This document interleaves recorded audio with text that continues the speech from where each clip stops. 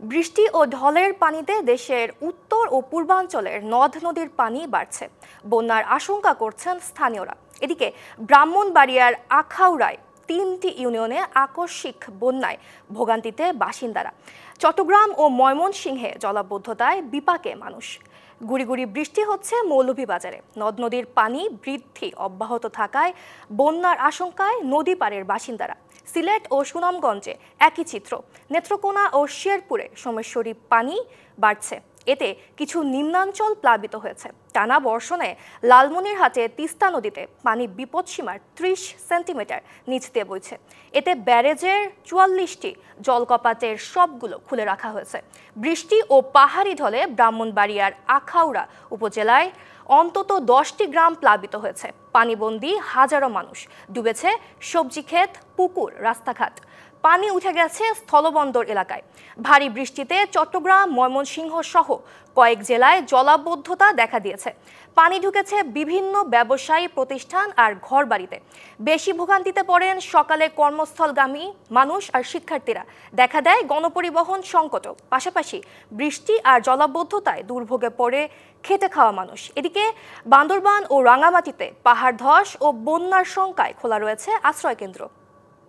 বৃষ্টি ও পাহাড়ি ঢলে মৌলভীবাজারের নদ নদীর পানি বাড়ছে। বন্যার আশঙ্কায় স্থানীয়রা। সেখানকার সবশেষ খবর জানাতে সরাসরি যুক্ত হচ্ছেন সহকর্মী ওমর ফারুক নাইম। নাইম, এখানকার পরিস্থিতি এখন কেমন দেখছেন? কি ধরনের সতর্কতামূলক ব্যবস্থা নেওয়া হয়েছে জানাবেন আমাদের।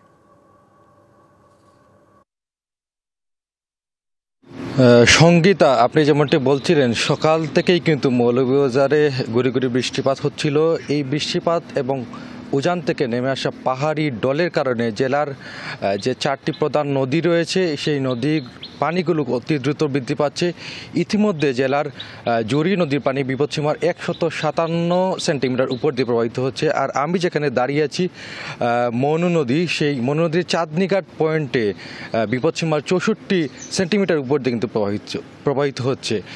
সানবিট সব দিবে সামাল। সানবিট ম্যাজিক প্রেস ডিশওয়াশিং এর মাথা ঘোরানো সলিউশন।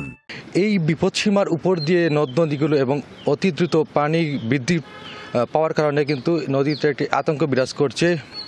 বিশেষ করে প্রতি বছরই মনু নদীর বিভিন্ন এলাকা দিয়ে ভাঙন দেখা দেয় এবং এই ভাঙনের কারণে ভয়াবহ বন্যা কিন্তু দেখা দেয় এইসব এলাকায়, যার কারণে এখানকার মানুষ এবারও আশঙ্কা করছেন যে বর্ষা মৌসুম এসেছে এবং বন্যা হতে পারে।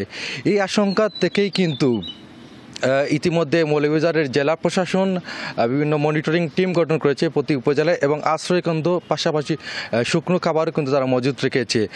যেমনটি বলছিলাম যে আমি যেখানে দাঁড়িয়ে আছি এই মনু নদীকে কেন্দ্র করে মৌলভীবাজারে একটি 996 কোটি টাকার তীর সংরক্ষণে একটি প্রকল্প নেওয়া হয়েছিল, কিন্তু দীর্ঘ প্রায় 4 বছর ধরে বিলম্বিতভাবে এই প্রকল্পটি কাজ চলছে, যার কারণে এই নদীর তীর সংরক্ষণের যে স্থায়ী সমাধান উদ্যোগ নেওয়া হয়েছিল সেটি কিন্তু স্থায়ী সমাধানের পথে যাচ্ছে না, যার কারণে এখানকার মানুষ কিন্তু এখনও একটা আতঙ্কের মধ্যে আছেন যে নদীর যে কোনো সময় তীর ভাঙ্গন দেখা দিতে পারে এবং বন্যায় আক্রান্ত হতে পারে। সঙ্গীতা।